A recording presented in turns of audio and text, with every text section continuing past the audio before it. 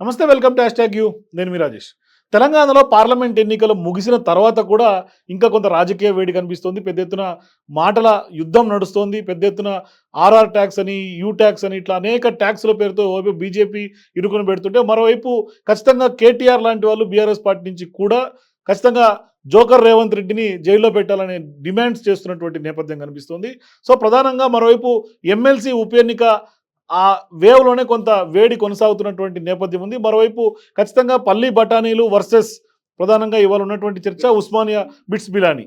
So ఇట్లా విద్యావంతుడు, మరోవైపు పల్లి బఠానీలు అమ్ముకునే వాళ్ళ మధ్య కొంత కేటీఆర్ చేసినటువంటి వ్యాఖ్యలు తీవ్ర దుమారాన్ని తెలంగాణ రాజకీయాల్లో లేపుతోంది. ఇట్లాంటి అనేక అంశాలు, ఓవైపు పార్లమెంట్ ఎన్నికల్లో ఇండియా కూటమి గెలుపొందే అవకాశాలు ఉన్నాయా, ఎన్ని సీట్లు వచ్చే అవకాశం ఉందనే లెక్కలు అందరి అంచనాలు వేస్తున్నటువంటి నేపథ్యంలో, మరోవైపు బీఆర్ఎస్ పార్టీ తెలంగాణలో పూర్తిగా నీరుగారిపోయి చాలామంది వెళ్ళినటువంటి వాళ్ళందరూ కూడా తమ తప్పును తెలుసుకొని కాంగ్రెస్ పార్టీలోకి వస్తున్నారు. బీఆర్ఎస్లో ఉన్నటువంటి చాలా సీనియర్ నాయకులు, కేసీఆర్కి అత్యంత సన్నిహితులు కూడా ఇవాళ కాంగ్రెస్ పార్టీలో వచ్చి చేరుతున్నటువంటి నేపథ్యం కూడా చూస్తున్నాం. మరోవైపు ఎట్లా ఉండబోతుంది తెలంగాణలో రాజకీయ వేడి, ఏ విధంగా ఉంది, ఎమ్మెల్సీ ఎన్నికల్లో గెలిపేవరిది, అట్లాగే పార్లమెంట్ ఎన్నికల్లో కాంగ్రెస్ పార్టీ లెక్కెంత మాట్లాడదాం. మనతో పాటు కాంగ్రెస్ పార్టీ నాయకులు, జనరల్ సెక్రటరీగా ఉన్నటువంటి మానవతరాయ్, ఈ మధ్య కాలంలోనే ఆయన ఎన్నికల ముందు బీఆర్ఎస్కి వెళ్ళి అక్కడ జరుగుతున్నటువంటి వ్యవహారాలన్నీ చూసి తప్పు తెలుసుకొని కాంగ్రెస్ పార్టీలోకి వచ్చినటువంటి మానవతరాయ్ మన ముందున్నారు, మాట్లాడదాం. నమస్తే మానవతరాయ్ గారు. ఏంటి సార్, సుదీర్ఘంగా కాంగ్రెస్లో కొనసాగారు, అనుకోని సంఘటనలతోటి కొంత బీఆర్ఎస్లోకి వెళ్ళారు, మళ్ళీ తప్పు తెలుసుకొని కాంగ్రెస్లోకి వచ్చారు, ఎట్లా అనిపిస్తుంది? టికెట్ రాలేదని బాధ, ఆవేదనతో వెళ్ళటం జరిగింది, కోపంలో వెళ్ళటం జరిగింది. తర్వాత నా ఇంటికి నేను వచ్చిన. ఎంతోమంది అందులో అనుభవించిన వాళ్ళందరూ వస్తున్నారు, పెద్ద ఎన్నో పదవులు అనుభవించి వాళ్ళంతా కూడా కాంగ్రెస్లో చేరుతున్నప్పుడు నన్ను జనం మాత్రం ఊరుకోలేదు. నిరుద్యోగులు కానీ, యూనివర్సిటీ ప్రొఫెసర్లు కానీ, నాకు సంబంధించినటువంటి వ్యక్తులు కానీ, నువ్వు వెళ్ళు, నీ కష్టం ఉంది, నీ శ్రమ ఉంది ఆ పార్టీలో, ఇలా అధికారంలో నీ భాగస్వామ్యం ఉంది, ఈ అధికారంలో కూడా నువ్వు భాగస్వామి. చివరి నిమిషంలో వెళ్ళినట్టున్నారు కదా. చివరి 10 రోజుల ముందు, అంటే మాది కూడా చివరిలో అనౌన్స్ చేశారు సత్తుపల్లి టికెట్. ఎందుకంటే కష్టపడ్డా నేను, చచ్చిపోయిన కాంగ్రెస్ని సత్తుపల్లిలో బతికించిన ఎవరైనా ఇప్పటికీ చెప్తారా. అది రాజకీయ పాదయాత్రలు చేశారు, పోరాటాలు ప్రతి చేశారు, దీక్షలు చేశారు, 14,000 గడపలు తిరిగిన. అక్కడ ఎవరు ఏ నియోజకవర్గంలో తిరగలే, ఇల్లు తిరిగిన. పార్టీ పిలిపిస్తే హాస్య హాజరు అంటే పొద్దున్న లేస్తే అదే పని. అట్లా ఆ విధంగా పార్టీ బతికించి ఇంత కష్టపడ్డా. తర్వాత నా భార్య ఉద్యోగాన్ని కక్షపూరితంగా ఆ బీఆర్ఎస్ ప్రభుత్వం ఊడబీకింది కావాలని, ఏ అక్రమాలు అన్యాయం చేయకుండా. నేను పోయి లొంగుతున్నామని, అట్లా కూడా లొంగలేను. మనం ఏంది ఎమ్మెల్యే అవుతున్నాం మనం, కాబట్టి ఈ ఉద్యోగం 10 మందికి ఉద్యోగాలు ఇద్దాం, సాయం చేద్దాం అనుకొని ఆలోచనలో కూడా నేను లెక్క పెట్టలే. కానీ ఇంత త్యాగం చేసిన, దెబ్బలు తిన్నా, జైల్లో కొట్టారు నన్ను, నాగార్జున సాగర్లో కొట్టారు. ఇప్పుడు 40 కేసుల్లో 23 కేసులు మిగతా కొట్టేశారు. ఈ 10 ఏళ్లలో 40 కేసులు అన్నీ జైలుకు పోయే కేసులే. మళ్ళీ ఏమన్నా ఎవడు కబ్జా కేసులు కాదు, నేను ఏమన్నా కొట్టిన కేసులు కాదు, పార్టీ కోసం, నిరుద్యోగుల కోసం కొట్లాడిన కేసులే. ఇంత త్యాగం చేసిన నా త్యాగానికి విలువ లేకుండా పోయింది. ఇంకోటి ఏంటంటే నన్ను పట్టించుకోలే. టిక్కెట్టు నీకు ఇవ్వలేకపోయినాం, కుదరలేదు, కొన్ని ప్రత్యేక పరిస్థితులు వచ్చినాయి అని మాట్లాడిన వాళ్ళు లేరు, ఓదార్చిన వాళ్ళు లేరు. గతంలో 18లో కూడా నాకు టికెట్ రావాలి సత్తుపల్లి, సండ్ర వెంకట వీరయ్య గారికి పొత్తులో పోయింది. అప్పుడు స్టేషన్ గన్పూర్ నాకు అనౌన్స్ అయింది చివరి నిమిషంలో. ఇక ప్రకటించే టైంలో కొంతమంది అప్పుడు అడ్డుపడ్డారు, సరే చేజారిపోయింది. అయినా నేను బాధపడలే, ఎందుకంటే నేను గ్రౌండ్ వర్క్ అక్కడ చేయలేదు. గన్పూర్ వెళ్ళి ఇక్కడ 2 ఏళ్ల నుంచి వర్క్ చేసిన, సత్తుపల్లిలో పనిచేసిన. ఆ తర్వాత అప్పుడు ఆ పరిస్థితుల్లో కూడా పోరాటం చేసిన. అక్కడ ఢిల్లీలో తెలంగాణ భవన్లో పెద్ద ఎత్తున పోరాటం చేసిన వాడ. ఒకనొక దశలో కాంగ్రెస్ పార్టీ గట్టిగా మాకు ఎందుకు ఇయ్యారని చెప్పి గట్టిగా అలిగినాం. బీజేపీలో కూడా అప్పుడు నాకు కంటోన్మెంట్ ఇస్తామని కూర్చున్నారు లక్ష్మణ్ గారు. అప్పుడు కంటోన్మెంట్ ఇస్తారా, నీకు ఎందుకురా, నీ ఇలాంటి నాయకుడు అవసరం మాకని అంటే, నేను ఎందుకంటే మొదటి నుంచి కాంగ్రెస్ అంటే సిద్ధాంతాలకి ఉన్నవాళ్ళం కాబట్టి, ఆ భావజాలం ఉన్నవాళ్ళం కాబట్టి కాంగ్రెస్లోనే కొనసాగాం. అట్లా అప్పుడు కుంతియా గారు, అప్పుడు incharge Kuntia, Ramachandra Kuntia, Salim Mohammed, Bosuraju, Uttam Kumar Reddy PC president, వాళ్ళు గడ్డం పట్టుకొని నన్ను కర్ణాటక భవన్లో కూర్చోబెట్టి బతిలాడి అప్పుడు నాకు జనరల్ సెక్రటరీ ఇచ్చారు. జనరల్ సెక్రటరీ సంతోషం, పార్టీ మంచి పదవి, అది పెద్ద పదవి కాబట్టి హ్యాపీ అని చెప్పి పనిచేస్తాను, పార్టీ కోసం పనిచేయడం జరిగింది. కానీ ఈసారి అట్లా జరగలేదు. నాకు రాని టికెట్ అప్పటికప్పుడు టీఆర్ఎస్ ఇచ్చిన వాళ్ళకి టికెట్ ఇవ్వటం సరే ఇచ్చారు, కానీ మమ్మల్ని మాట్లాడలే కదా, కనీసం చెప్పాలి కదా, మీకు ఇవ్వలేకపోయినాం, మేము భవిష్యత్తులో న్యాయం చేస్తామని ఒక మాట అనలేదు. కాబట్టి ఆ పరిస్థితుల్లో రేవంత్ రెడ్డి పీసీ హోదాలో చాలా మందికి అవకాశాలు కల్పిస్తామని చెప్తూనే ఉన్నారు కదా. ఎక్కడ చాలా మందికి అందరికీ చెప్తూనే ఉన్నారు కదా. ఎప్పుడు అప్పుడే అధికారంలోకి వస్తే ఖచ్చితంగా అవకాశాలు మనకి ఏంటంటే బుజ్జగింపుల కమిటీ ఒకటి సార్. ఇప్పుడు ఇది భావోద్వేగాలతో సంబంధించిన ముడిపడిన అంశం ఇది. చివరి జీవితం ఇప్పుడు నేను దీనికోసమే ఉన్నా నా లైఫ్ మొత్తం కూడా. నేను కూడా వేరే దారిలో పోయేవాడిని. అంటే సంపాదించుకునేవాడిని మరి నేను కూడా. ఈ రాజకీయాలు, ఈ పోరాటాలు, ఈ కాంగ్రెస్‌కి ఇయన్నీ లేకుండా నేను కూడా బాగా సంపాదించుకొని వచ్చేవాడిని మరి అట్లంటే. ఒక దశ ఒక సాంప్రదాయబద్ధమైన రాజకీయాల్లో అంటే మేము విద్యార్థి రాజకీయాల్లో వచ్చినాం కాబట్టి, మేము ఒక విద్యార్థి రాజకీయాల్లో నుంచి ఒక రాజకీయ నాయకుడిగా ఒక ఎమ్మెల్యే చట్టసభలో పోవాలనుకున్నాడు. ఆ లక్ష్యంతో పోవాలనుకున్నాను. అదే వ్యాపారమో ఏదో చేసుకొని మనం సంపాదించుకొని వద్దాం అనుకున్నట్టు ఎప్పుడో పోయేవాళ్ళం మేము కూడా. ఇట్లుంటుంది అనుకోలే. కనీసం ఒక్కళ్ళకో ఇద్దరికో అవకాశం వస్తుంది అనుకున్నాం. నేనేమనుకున్నానంటే ఎన్టీఆర్ హయాంలో యూనివర్సిటీ నుంచి కొంతమంది లీడర్లు తయారయ్యారు. మోత్కుపల్లి నరసింహుడు ఇట్లాంటి కొంతమంది అయ్యారు. తర్వాత వచ్చేసి అంటే రాజీవ్ గాంధీ హయాంలో అప్పుడు కాంగ్రెస్లో కొంతమంది తయారయ్యారు. రాజీవ్ గాంధీ హయాంలో, ఎన్టీఆర్ హయాంలో కొంతమంది తయారయ్యారు. అట్లనే కేసీఆర్ వచ్చిన తర్వాత కొత్త నాయకత్వం, మా యూనివర్సిటీ నుంచి కొత్త నాయకత్వం విద్యార్థి నాయకత్వం, పిడమర్తి రవి లాంటి వాళ్ళు, గాదారి కిషోర్ కార్పొరేషన్ చైర్మన్లు అయ్యారు. కాంగ్రెస్ గెలుసీని ఇట్లా మా మిత్రులంతా నా సహచర ఉద్యమకారులు వాళ్ళంతా. కేసీఆర్ గారి హయాంలో కొత్త నాయకత్వం వచ్చింది. అరే మేము రేవంత్ రెడ్డి హయాంలో, రాహుల్ గాంధీ హయాంలో నేను కూడా అవుతా. ఎందుకంటే ఉస్మానియా యూనివర్సిటీ నేపథ్యాన్ని తీసుకుంటే నా పోరాటాలు, పార్టీకి అంకిత భావం, ఎన్ఎస్ఏ యూత్ కాంగ్రెస్లో నేను పనిచేసిన విధానం అన్నీ ఆఫీస్ బేరర్లే. రెండోసారి రాష్ట్ర ప్రధాన కార్యదర్శి నేను. 23 ఏళ్ళు శ్రమ నాది. తప్పకుండా విద్యార్థి ఉద్యమకారులకు అవకాశం వస్తే నాకే వస్తుంది అనే ఆలోచనతో నేను ఇంకా కష్టపడి పనిచేశాను సార్. రేవంత్ రెడ్డి గారు కూడా ప్రయత్నం చేశారు, కానీ ఆయనకు కూడా కొన్ని ప్రత్యేకమైన పరిస్థితులు ఖమ్మం జిల్లాలో వేలు పెట్టలేకపోయారు, నల్గొండ జిల్లాలో వేలు పెట్టలేకపోయారు. మాలాంటి వాళ్ళకి అన్నీ కూడా ఇబ్బంది అయింది. ఆయన ఎవరైతే ఆయనకు దగ్గర ఉన్నారో వాళ్ళందరికీ కూడా అవకాశాలు రాలే. ఇప్పుడు పటేల్ రమేష్ రెడ్డికి రాలేదు, నాకు రాలేదు. తర్వాత అంటే రేవంత్ రెడ్డి గారికి మద్దతు తెలిపింది టీడీపీ నుంచి కాంగ్రెస్లోకి వర్కింగ్ ప్రెసిడెంట్గా వస్తే ఒక జనరల్ సెక్రటరీగా మొట్టమొదట మద్దతు తెలిపింది మనవతరాయ్. ఆయన కావాలి పిసిసి అని. ఆ తర్వాత నాతో తర్వాత హరకార వేణుగోపాలరావు గారు ఇప్పుడు సలహాదారు. మూడో వ్యక్తి మల్రావు గారు. అంటే ఆఫీస్ బేరర్లు నాయకత్వం, పార్టీ నాయకత్వం. అరే అట్లా ఆ విధంగా మేము వచ్చి కష్టపడి ఇంత చేసినా మనకి అసలు దగ్గర కనీసం మందలి లేదే అనే బాధ ఉంది సార్.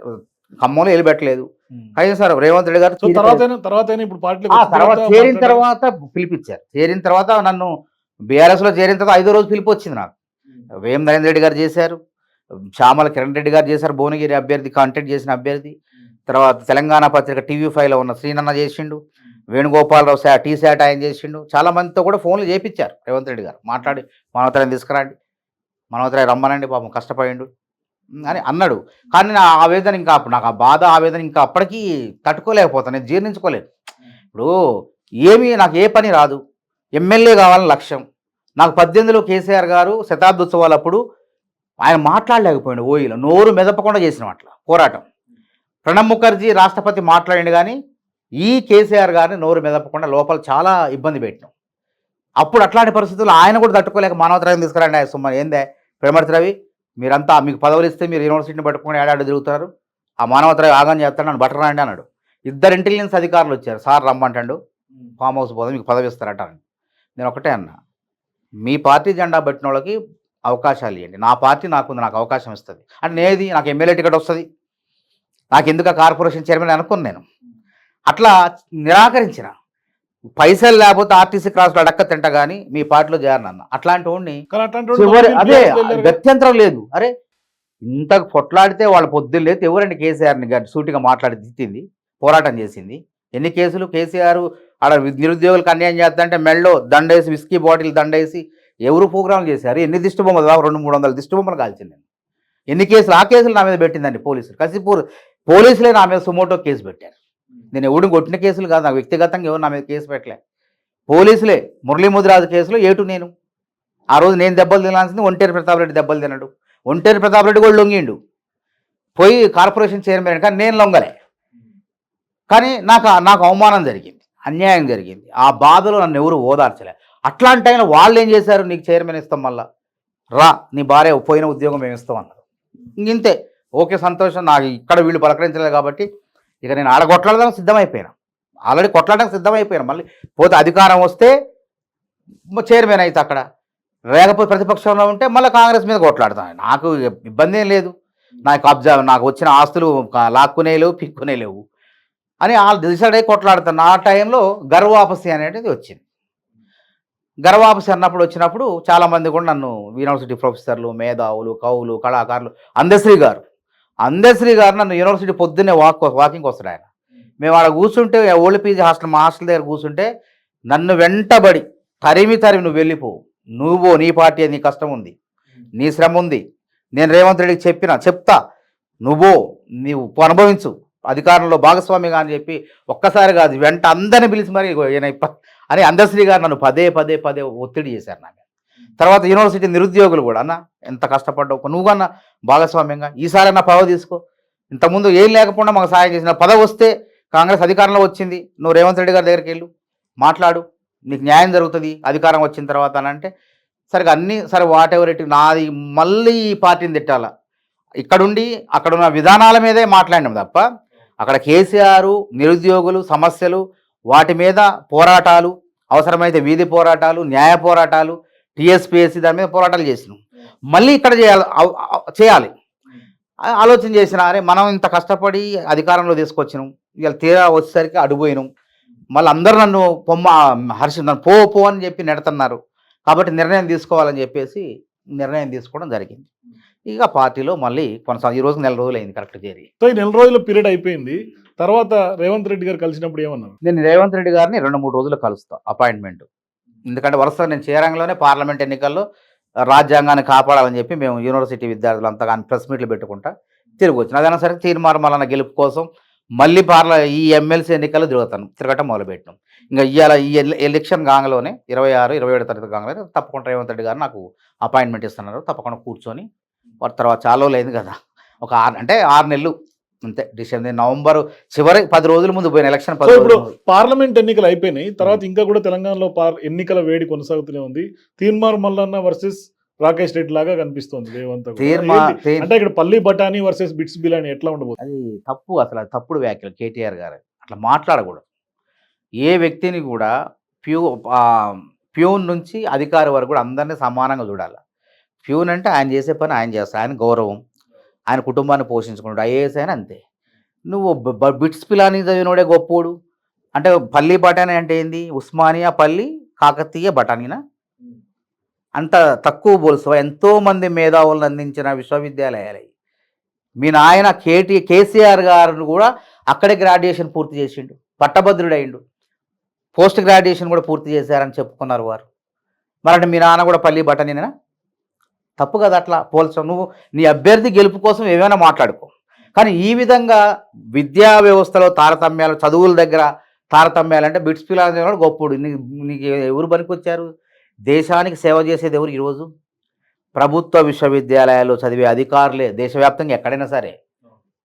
వాళ్ళు ఇప్పుడు కానిస్టేబుల్ నుంచి ఐపీఎస్ వరకు, వివిధ ప్రభుత్వ ఉద్యోగాల కింది స్థాయి నుంచి ప్యూన్ నుంచి ఐఏఎస్ వరకు, పాఠశాల ఉపాధ్యాయుడి నుంచి యూనివర్సిటీ ఆచార్యుల వరకు అందరూ దాదాపు ప్రభుత్వ యూనివర్సిటీలో పట్టభద్రులే కదా. ఆ రోజు ఉన్నవి ఉస్మానియా, కాకతీయ అని. వీటి నుంచి బయటికి వెళ్ళిన వాళ్ళే ఉన్నారు. తర్వాత 10 విశ్వవిద్యాలయాలు కాంగ్రెస్ ప్రభుత్వం పెట్టింది. తెలంగాణ, పాలమూరు, శాతవాహన, కాకతీయ కూడా 76లో, ఈ 2 ఫస్ట్. వీటి నుంచి పట్టభద్రులు అయ్యే వాళ్ళే ఉన్నారు కదా. ఎంతమంది మేధావులను అందించింది ఉస్మానియా యూనివర్సిటీ, శాస్త్రవేత్తలను అందించింది, న్యాయమూర్తులను అందించింది, లాయర్లని, డాక్టర్లు అందించింది. అంటే వీళ్ళంతా పల్లి బఠానీలతో సమానం. అంటే తీన్మార్ మల్లన్నని విమర్శించడం కోసం ఒక పక్క బిట్స్ పిలాని, ఇంకొక పక్క పల్లి బిటాని అన్నాం. అట్లా అనకూడదు. ఏమనాలి? ఒక పక్క బిట్స్ పిలాని, ఇంకో పక్క కాకతీయ, ఉస్మానియా యూనివర్సిటీ అంటే ఒక చందంగా ఉండేది. అదేమైంది? మా అందరి మనోభావాలు దెబ్బతిన్నాయి. కాబట్టి మేమేమంటున్నాం, మీ హ్యాష్ట్యాగ్ సాక్షిగా కేటీఆర్ గారు ఆ వ్యాఖ్యల్ని ఉపసంహరించుకోవాలి. కానీ అసెంబ్లీ ఎన్నికలప్పుడు కూడా బీఆర్ఎస్ పార్టీ ఓటమికి కొంత కేటీఆర్ తప్పుడడుగులు కొంత ప్రధానంగా పనిచేసినాయి. ఇవాళ పట్టభద్రుల ఉప ఎన్నిక ఎమ్మెల్సీకి సంబంధించి కూడా కేటీఆర్ ఇప్పుడు వాస్తవంగా మల్లన్నకు పోటీ లేదండి. అక్కడ మల్లన్న 2014లో పోటీ చేసిండు, 14,000 పైచల కోట్లు వచ్చినప్పుడు, తొలిసారి చేసినప్పుడు అది కాంగ్రెస్ పార్టీ తరఫున చేసిండు, పొన్నాల లక్ష్మయ్య అప్పుడు ఉన్నప్పుడు. ఆ తర్వాత స్వతంత్ర అభ్యర్థిగా పోటీ చేసి ఎంతమందిని ఢీకొన్నాడు? ఇటు కోదండరామ్ సార్ను ఢీకొన్నాడు, కాంగ్రెస్ అభ్యర్థి, బీజేపీ అభ్యర్థి, 3 అభ్యర్థులను కూడా ఢీకొని ఎక్కువ ఓట్లు తెచ్చుకున్నాడు. పల్లారాజేశ్వరరెడ్డి ఓటమి గెలుపు కాదు, అది అవి దొంగ ఓట్లు, దొడ్డిదారులు. ఖమ్మం మమతా మెడికల్ కాలేజీలో, అనురాగ్ యూనివర్సిటీలో కొన్ని దొంగ ఓట్లు తయారు చేయించి, పట్టభద్రుల ఓట్లు తయారు చేయించి, ఆ విధంగా దొడ్డిదారిలో గెలిచిన వ్యక్తి పల్లారాజేశ్వరరెడ్డి. కానీ నైతికంగా ఆ రోజు గెలిచింది ఎవరు? తీన్మార్ మల్లన్న అందరికీ తెలుసు, జగమెరిగిన సత్యం ఆ రోజు.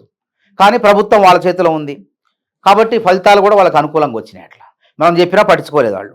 కానీ ఈసారి అట్లా కాదు, ఆ పప్పులు ఉడకవు కదా. ఇంక మల్లన్న మీద పోటీ చేసేది ఎవరు?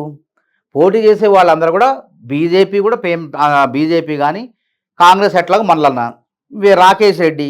ఇక ఈ రాకేష్ రెడ్డి అనే బోర ఊది జాకీ పెట్టి లేపాలనే ప్రయత్నం.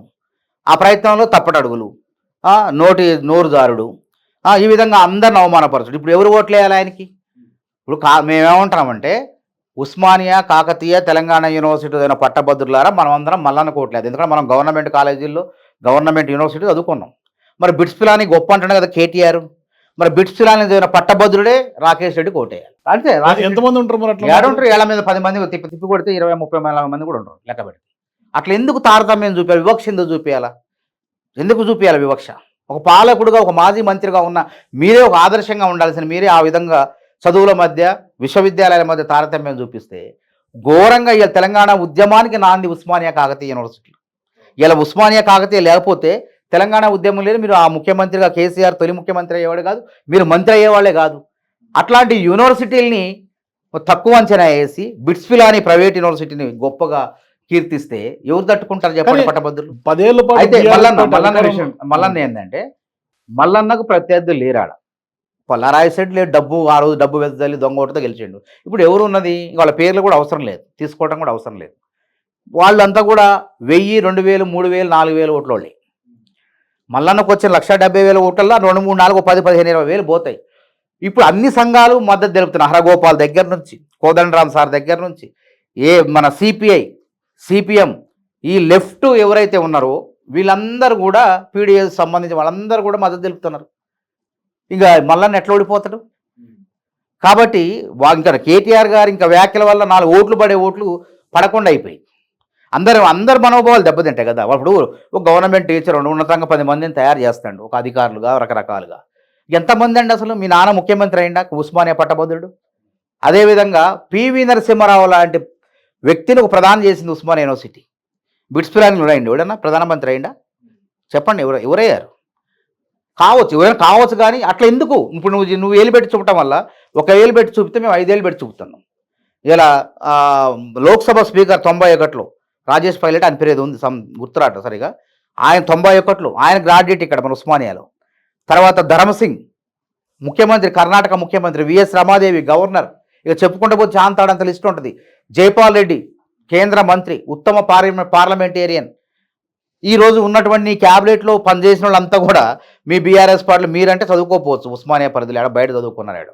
అందరు కూడా కాదు. నేను ఏమంటానంటే బీఆర్ఎస్ పార్టీలో 10 ఏళ్ళ అధికారంలో ఉన్నప్పుడు కూడా ఉస్మానియా యూనివర్సిటీ కానీ లేకుంటే ఇతర యూనివర్సిటీలు కూడా వివక్షకు గురైనాయి. 100% అయినాయి. ప్రైవేట్ ఇప్పుడు కూడా ఇంకా ఎందుకు వాళ్ళ దృష్టిలో యూనివర్సిటీలు అనగానే చిన్న చూపు ఎందుకు అని? అదే ప్రైవేటు విద్యను వాళ్ళు ప్రోత్సహించారు. అందులో భాగంగానే ప్రైవేట్ యూనివర్సిటీలు తీసుకొచ్చారు. వాళ్ళ నాయకుడికి పల్లా రాజేశ్వర రెడ్డికి ప్రైవేట్ యూనివర్సిటీ, అనురాగ్ యూనివర్సిటీ కట్టుబెట్టారు. వాళ్ళ శిష్యుడే రాకేష్ రెడ్డి. అంటే ఆ వ్యవస్థను కాపాడే వ్యక్తి అనమాట. అంటే ప్రైవేటు భాగస్వామ్యాలని, ప్రైవేటు వ్యవస్థలను కాపాడి ప్రైవేటు యూనివర్సిటీలు ప్రోత్సహించే పల్లా రాజేశ్వర రెడ్డి శిష్యుడు ఏం చేస్తాడు? ఆయనకు అనుకూలంగా ఆ ప్రైవేట్ వ్యవస్థను అభివృద్ధి చేస్తాడు. ఇప్పుడు ఆ బోగస్ ఓట్లు తీసే ప్రక్రియ ఏమైనా చేశారా? తప్పకుండా అన్ని కూడా క్షుణ్ణంగా పరిశీలించను. బోగస్ ఓట్లు లేకుండా చేయలేరు కదా. అప్పుడు అధికారం ఉంది కాబట్టి అన్ని నడిపించారు. ఇప్పుడు అట్లా కాదు కదా. ఇప్పుడు కాంగ్రెస్ అధికారంలో ఉంది, కాంగ్రెస్కి ఆ కక్కుర్తి అవసరం లేదు. మల్లన్న బరాబర్ గెలుస్తుండు. మల్లన్న గెలుపు ఎవరు కూడా ఆపలేరు. ఎందుకంటే అక్కడ ఉన్నటువంటి ప్రత్యర్థులు గట్టిగా లేరు, బలహీనంగా ఉన్నారు, చాలా బలహీనంగా ఉన్నారు. ఒకళ్ళు ఇద్దరు వాళ్ళని చెప్పుకునేది ఏంటంటే టీవీల్లో ఆయన సోషల్ మీడియాలో ప్రచారం చేసుకుంటారు తప్ప ఈ ఓట్లు కావు. పట్టభద్రులకు ఎమ్మెల్సీకి చట్టసభలో మండలిలో ప్రవేశించే వ్యక్తి సరైనటువంటి వ్యక్తి తీన్మార్ మల్లన్నే అని చెప్పి స్పష్టంగా అర్థమైపోయింది జనానికి. సో ఇక ఎమ్మెల్సీ ఎన్నికలు అంటూ చూస్తే పార్లమెంట్ ఎన్నికల విషయం తీసుకుంటే జాతీయ స్థాయిలో ఏంటి ఇండియా కూటమా ఎన్డీఏ కూటమా? పెద్ద ఎత్తున ఉత్కంఠ చర్చ ప్రజల్లో ఉంది. ఏం చెప్తారు? వాళ్ళు ఏంటంటే బ్రహ్మల్లో బతుకుతున్నారు. మీరా వాళ్ళు ఎన్డీఏ కూటమి, ఇండియా కూటమి చాలా బలంగా ఉంది. వాళ్ళు ఊహించిన ప్రశాంత్ కిషోర్ చాలా బలహీనంగా ఉందని ఆయన ప్రశాంత్ కిషోర్ అనే వ్యక్తి వాళ్ళ బీజేపీకి, నరేంద్ర మోడీకి, అమిత్ షాకి ఏజెంటు. మరి అంత ప్రశాంత్ కిషోర్ అంత వ్యూహకర్త అయితే బీహార్లో ఆయన పార్టీ పెట్టుకున్నాడు కదా, పాదయాత్ర కూడా చేసిండు కదా. మరి ఆడ ఎందుకు ఓట్లే కనీసం ఆయన ముఖ్యమంత్రి కాలేకపోయిండు? ఇవన్నీ అంటే ఉద్దర మాటలు. ఎలక్షన్ ముందు మాట్లాడితే ఈ విధంగా మాట్లాడితే మైండ్ గేమ్. మైండ్ గేమ్ అంతే, మా ప్రజల యొక్క ఆలోచన సరళిని మార్చవచ్చు అనేటువంటి ఒక కుట్రలో భాగం అనమాట. ప్రతిసారి జనాలు పడతాయి. కాంగ్రెస్ కూడా అంతే అన్నారు అప్పుడు. ఇదే ప్రశాంత్ కిషోర్ వీళ్ళంతా కూడా వ్యాఖ్యలు చేశారు. ఏమైంది? మీలాంటి టీవీలు కరెక్ట్ కాంగ్రెస్ వస్తుందని చెప్పారు తప్ప, మరి మిగతా వాళ్ళంతా కూడా వాళ్ళకి అనుకూలంగా ఏ పార్టీకి ఉంటే ఆ పార్టీకి అనుకూలంగా చెప్పారు. కానీ జనాలు నాడి ఇట్లా మీలాంటి కొన్ని ఛానల్ నాడి కాంగ్రెస్కి ఉంది. ఇప్పుడు దేశవ్యాప్తంగా కూడా కాంగ్రెస్కి ఇంకా 140 స్థానాలు దాటుతాయి దగ్గరగా ఒంటరిగా. ఇక ఇండియా భాగస్వామ్యం కలిపితే దాదాపు మ్యాజిక్ ఫిగర్ కూడా దాటుతుంది, 272, 73 దాటే అవకాశం కూడా ఉన్నది. 10 ఏళ్ళు చూశారండి మోడీని, ఏం సాధించండి చెప్పండి. ఇప్పుడు తెలంగాణలో కూడా కళ్ళగంటారు, మాకు 10 వస్తాయి, 12 వస్తాయి, 13. ఎట్లా వేస్తారు మీకు తెలంగాణలో ఓట్లు? ఏం చూసి వేస్తారు ఓట్లు? అని మందిరం కట్టారని వేస్తారా? నువ్వు కట్టలేంది మందిరం, బీజేపీ కట్టింది. అది ధార్మిక సంస్థలు ఉన్నటువంటి పోరాటం చేసిన వాళ్ళు కట్టారు. అవి మీ గంట కాదు కదా, అది మీదని చెప్పుకుంటారు ఎందుకు అసలు? మీరు ఒక గతిదిగా వచ్చారు, ప్రారంభోత్సవానికి వచ్చారు. అట్లాంటి కాంగ్రెస్ హయాంలో ఎన్నో మందిరాలు కట్టినాం, ఎన్నో గుళ్ళు కట్టినాం. మా ఘనత మేము చెప్పుకోలేదు. వాళ్ళు కట్టినప్పుడు పోయినాం, దేవుడు ఆశీస్సులు తీసుకున్నాం. ఏ గుడి ప్రారంభమైతే ఆ గుడిలో దేవుడు ఆశీస్సులు తీసుకున్నాం మేము. అంతేగాని దాన్ని చెప్పుకొని మాకు ఓట్లు వేయాలంటే మరి తెలంగాణలో గిరిజన యూనివర్సిటీ ఇస్తున్నాం, విభజన చట్టంలో పేర్కొన్నాం మేము, ఇచ్చినవా? ఆంధ్రాలో కొనసాగుతుంది. నీకు ఎందుకు వేయాలి ఓటు బీజేపీకి? అదేవిధంగా బయ్యారం ఉక్కు ఫ్యాక్టరీ, అక్కడ ప్రత్యేక హోదా ఇస్తున్నాం ఆంధ్రాకి. అదేవిధంగా కడప ఉక్కు ఫ్యాక్టరీ అన్నాం. ఇవన్నీ ఇవ్వకుండా ఆంధ్ర ప్రజలు ఎందుకు వేస్తారు, తెలంగాణ ప్రజలు నీకు ఎందుకు ఓట్లు వేస్తారు? అంటే మోసం చేస్తే వేస్తారా? ఇంకోటి, తెలంగాణ ఏర్పాటును కూడా తప్పుపట్టాడు ఇక్కడ. కాంగ్రెస్ పార్టీ 2 రాష్ట్రాల్లో కూడా ఓడిపోద్దని తెలిసినా కానీ రాజ్యాంగబద్ధంగా తెలంగాణ ఏర్పాటు చేసింది. అదే చట్టసభ, లోక్సభ, రాజ్యసభలో తల్లిని చంపి బిడ్డను బతికిచ్చారు, ఇది అక్రమం అని అన్నాడు. ఎంత తప్పు మాట్లాడిండు, ఎందుకు వేయాలి ఓట్లు చెప్పండి? ఇట్లా భ్రమల్లో ఉన్నారు. మందిరం కట్టినా మాకు ఓట్లేదు, అక్షంతలు చల్లినాం, అక్షంతలు ఇచ్చినా మాకు ఓట్లు వేయాలి అంటే ఎట్లయితుంది? పేదవాడి కడుపు నింపే విధంగా కార్యక్రమాలు ఉండాలా? మేమేం చేసినాం? హరిత విప్లవం, వ్యవసాయాన్ని అభివృద్ధి చేసినాం, క్షీర విప్లవం, పాడి పరిశ్రమ అభివృద్ధి చేసినాం. ఇలా ఎన్ని వచ్చినాయి ఫ్యాక్టరీలు చెప్పండి? విజయ కానివ్వండి, ఇట్లా అమూల్ కానీ, ఇట్లాంటివన్నీ కూడా ప్రజల యొక్క సంపదను పెంచే విధంగా మేము విప్లవాలు తీసుకొచ్చినాం. శాస్త్ర సాంకేతిక విప్లవాలు నువ్వేం తీసుకొచ్చినావు? ఓన్లీ భావోద్వేగాలు రెచ్చగొట్టం, సర్జికల్ స్ట్రైక్స్ అంటాం, ఒక యుద్ధంలో ఒక ఎలక్షన్లో గెలిచినాం, ఇప్పుడు మందిరం అంటున్నాం. దీనివల్ల పేద ప్రజలకు ఏం ఉరుకుతుంది అంటాను నేను. మాకున్నది మేము భద్రాచలం, మాకు భద్రాద్రి దేవుడు, భద్రాద్రి రాముడు మా 20 ఈ ఖమ్మం జిల్లాలో దాదాపు ఎవరున్నా రాముడు మాకు భద్రాచలమే గొప్ప మాకు. అంటే అక్కడ అయోధ్య రాముడు కించపరచడం కాదు, మాకు రామ పొద్దున్న లేగితే మేము అయ్యో రామ అంటాం. మీకు వచ్చిందో రాదో కానీ మాకు వస్తుంది. అది కష్టం వచ్చినా, నష్టం వచ్చినా, బాధ వచ్చినా రామ, అయ్యో రామ, రామ అని అంటాం మేము. మరి మీకే రాముడు మీ ఊడు అయినట్టు, మీ ఒక్కళ్ళకే బీజేపీ వాళ్ళు ఒక్కళ్ళ సొంతమైనట్టు ప్రచారం చేసుకొని. కానీ మోడీని వాస్తవానికి కూడా దేవుడే పంపించాడు, 2047 వరకు నా టార్గెట్ ఫిక్స్. రాహుల్ గాంధీ కూడా దేవుడే పంపించాడు. రాహుల్ గాంధీ కూడా ఇప్పుడు మోడీ ఈ అరాచకాలు, ఈ ప్రభుత్వ రంగ సంస్థల అమ్మేసులు, భారత రాజ్యాంగాన్ని మార్చే విధానం, ఆలోచన విధానం, ఇక అల్లకల్లోనం జరగబోదు త్వరలో. వీళ్ళు కనుక అధికారంలోకి వస్తే మరో విప్లవం ప్రారంభమైంది. ఆ విప్లవం అంటే అశాంతి, రక్తపాతం కూడా జరిగే అవకాశం ఉంది. ప్రజలు ఎందుకంటే ఊరుకోరు కదా. ఇప్పటికే పరోక్షంగా రిజర్వేషన్లు ఎత్తేస్తాడు, ప్రభుత్వ రంగ సంస్థలను ఎత్తివేయటం వల్ల అందులో ఎస్సీ, ఎస్టీ, బీసీ, మైనార్టీ ఉపాధి ఉద్యోగ అవకాశాలు కోల్పోతున్నారు. నేరుగా రిజర్వేషన్లు ఎత్తేస్తే తిరగబడతారు. కాబట్టి జాగ్రత్తగా, ఆలోచనాత్మకంగా, క్రమకంగా చాప కింద నీరు లెక్క ప్రభుత్వ రంగ సంస్థలు అమ్మేస్తాడు. రేపు రాజ్యాంగాన్ని మారుస్తే రిజర్వేషన్లు యాడి చెప్పండి, యాడుంటాయి? కాబట్టి రాహుల్ గాంధీ ఇప్పుడు వనవాసంలో ఉన్నాడు. నిజమైనటువంటి రాముడు రాహుల్ గాంధీ. రాముడు ఎప్పుడు వనవాసం నుంచి ఇప్పుడు వస్తాడు, రాజ్యానికి వస్తాడు, పట్టాభిషేక్తుడు అవుతాడు రాహుల్ గాంధీ. రాహుల్ గాంధీ జరిగేదే పట్టాభిషేకం త్వరలో. కాబట్టి ఈ మోడీ ఈ ఉన్నది ఇది మొత్తం నాదే. కేసీఆర్ గారు కూడా అట్లే అనుకున్నారు, నేనే మొత్తం 20 ఏళ్ళు నేనే ఉంటా అనుకోండి. ఎవ్వడు కూడా శాశ్వతం కాదు. కాంగ్రెస్ పార్టీ అద్భుతంగా పరిపాలించింది 10 ఏళ్ళు. దేశం ఎక్కడో ఉన్నది అడుక్కుపోయే దేశాన్ని, ఆర్థికంగా పతనమయ్యే దేశాన్ని ఇట్లా పైకి లాక్కొచ్చినాం. మన్మోహన్ సింగ్ 2004 నుంచి 14 వరకు ఎన్ని సంస్కరణలు. ఇలా రుణమాఫీ చేసింది ఎవరండి? అసలు ఆలోచన అనేది అప్పుడు బీజేపీ వాళ్ళు పార్లమెంట్లో అది ఎట్లా సాధ్యం అన్నారు, కమ్యూనిస్టులు కూడా అన్నారు. ఆ రోజు సోనియా గాంధీ రుణమాఫీ 70,000 కోట్లు చేస్తే 14,000 కోట్లు ఉమ్మడి రాష్ట్రం తెలంగాణ, ఆంధ్రాలో చేసినాం ఉమ్మడి రాష్ట్రంలో. మళ్ళీ రేవంత్ రెడ్డి గారు రేపు చేయబోతాడు, ఆగస్టు 15వ తారీఖున విప్లవాన్ని సృష్టించబోతాడు. 2 లక్షల రుణమాఫీ చేసి తీరుతాడు అందరికి. కాబట్టి ఇట్లన్నీ ఆహార భద్రత చట్టం, పనికి ఆహార పథకం, ఇప్పటికి కూడా గ్రామాల్లో పోతే మాకు ఇంత అన్నం పోతుందంట సోనియా గాంధీ పుణ్యమే, మా కాంగ్రెస్ పార్టీ పుణ్యమే అని చెప్పుకుంటారు. కాబట్టి ఎన్ని పథకాలు, సమాచార హక్కు చట్టం, ఏ ప్రభుత్వంలో ఎవడైనా తప్పు చేసినా ఎంత ఖర్చు అయింది ఏంది లెక్కలతో సహా ఇవ్వాల్సినటువంటి సమాచారం ఇవ్వాలి. వీళ్ళు ఏం తీసుకొచ్చారు చెప్పండి? హైదరాబాద్ చుట్టుపక్కల పరిశ్రమలు వచ్చినాయా? సో ఇప్పుడు ఈసీని అడ్డు పెట్టుకొని ఏమన్నా కొంత కుట్ర జరిగే అవకాశం ఉంది. ఎందుకంటే 17C ఒకటి ప్రధానంగా దుమారం రేగుతుంది దేశవ్యాప్తంగా కూడా. సుప్రీంకోర్టులో కూడా మేమేం వివరాలు వెల్లడించమంటూ కూడా అఫిడవిట్ వేశారు ఈసీకి సంబంధించి. దాన్ని ఎట్లా చూస్తున్నారు? ఇప్పుడు అదే ఇప్పుడు స్వయం ప్రతిపత్తి గల సంస్థలన్నీ హస్తగా వీళ్ళ చేతిలో పెట్టుకున్నారు. కోర్టుల్లో జడ్జిలు ఎప్పుడైనా కొట్టుకున్నారు చూసారా మీరు? మర్చిపోయారు గతంలో. ఒక జడ్జి మీద అక్రమాలు బయట పెట్టుకుంటూ తన ఉత్తరాలు రాసుకున్నారు. దానికి కారణం ఎవరు? వీళ్ళు ఒకళ్ళ కొమ్ము కాసి ఒకళ్ళ నెట్టి ప్రోత్సహించడం వల్ల అక్కడ నిజాయితీ గల వాళ్ళు ఇబ్బంది పడి బయటకు వచ్చి లేఖలు రాసుకున్నారు. సిబిఐ దాని మీద ఎంత నమ్మకం ఉంటుంది మనకి? రాష్ట్రంలో విచారణ సంస్థలు ఒకవేళ వాటి మీద నమ్మకం లేకపోతే సిబిఐ నమ్ముతాం మనం. అట్లాంటి సిబిఐ ఇద్దరు అధికారులు తన్నుకొని గుద్దుకొని వాళ్ళు బయటకు వచ్చి రాసుకున్నారు. ఇలా ఈడీ సిబిఐ అన్నీ ఎట్లా అయిపోయినాయి, ఎట్లా వాడుతున్నారు, ఉపయోగిస్తారు. ఇవాళ న్యాయమూర్తులు మంచివాళ్ళు కాబట్టి వాళ్ళ మాయలో పట్టలే. తీర్పులు కూడా ప్రజలకు అనుకూలంగా వస్తున్నాయి. నిజంగానే వీళ్ళ మాయలో పెడితే రేపు మోడీ రాసిందే తీర్పు చదువుతారు అక్కడ. కాబట్టి ఈ ప్రమాదాలు ఉన్నాయి. ఎన్నికల సంఘం ఏంది ఏది అతీతం కాదు. వాళ్ళు అన్నింటినీ చెప్పు చేతలో పెట్టుకునే ప్రయత్నం చేస్తున్నారు. కోర్టులను కూడా తప్పుదోవ పట్టించే ప్రయత్నం చేస్తున్నారు. అనుకున్న జడ్జిలు కూడా రేపు రాజ్యసభ సభ్యులు ఆయన గొగోయ్ ఆయన పేరేదో ఉంది, ఆయన అనుకూలంగా తీర్పులు ఇచ్చేసి తర్వాత రాజ్యసభ సభ్యుడు అయిపోయిండు. ఈ విధంగా లోబరుచుకునే వ్యవస్థల్ని, స్వయం ప్రతిపత్తి గల వ్యవస్థల్ని చెప్పు చేతల్లో పెట్టుకొని లోబరుచుకొని ప్రజాస్వామ్యాన్ని పరిహాసం చేస్తున్నారు. ఇది చాలా పెను ప్రమాదం. కాబట్టి నరేంద్ర మోడీ ఈసారి అధికారంలోకి వస్తే ఈ దేశంలో అల్లకల్లోలం జరుగుతుంది. మళ్ళీ ఎస్సీ ఎస్టీలు గతంలో ఎట్లుండేది పరిస్థితి, మనధర్మశాస్త్రం తీసుకొస్తారు. మూతికి ముంత, ముడ్డికి చీపురు. అంటే ఎవరైతే అణగారిన వర్గాలను వాళ్ళకి అది తీసుకొస్తారు. ఆలోచన అదే కదా. ఇప్పటికీ అంటరాంతరం ఉంది గుళ్ళలో రానియరు. ఇప్పటికి రానియక వీళ్ళ మూలంగానే ఇలా క్రిస్టియానిటీ పెరిగిందంటే కారణం ఎవరు? ఇలా ఎస్సీలు, ఇప్పుడు ఎస్టీలు కూడా కన్వర్ట్ అవుతున్నారు. ఎందుకు? ఈ సాంప్రదాయం మమ్మల్ని రానియకపోవటం, గుళ్ళో మాకు ప్రాధాన్యత ఇవ్వకపోవటం మూలంగా. కాబట్టి ఈ వ్యవస్థలను తయారు చేసిన వాళ్ళే మళ్ళీ అదే విధంగా అనుకుంటున్నారు, అట్లా తయారు చేయాలనుకుంటున్నారు. కాబట్టి వాళ్ళ ఆటలు సాగవిగా. ఈ ఎన్నికల్లో ప్రజలు తప్పకుండా తీర్పిస్తారు. సో భారీ మెజార్టీ ఎక్స్పెక్ట్ చేస్తారా, బోటాబోటీగా ఫామ్ చేస్తారా? అంటే ఇప్పుడు అన్ని రకాలుగా కాంగ్రెస్ పార్టీని కట్టడి చేశారు. ఆర్థికంగా బ్యాంకుల్ని, ఖాతాలను కూడా నిలిపివేశారు.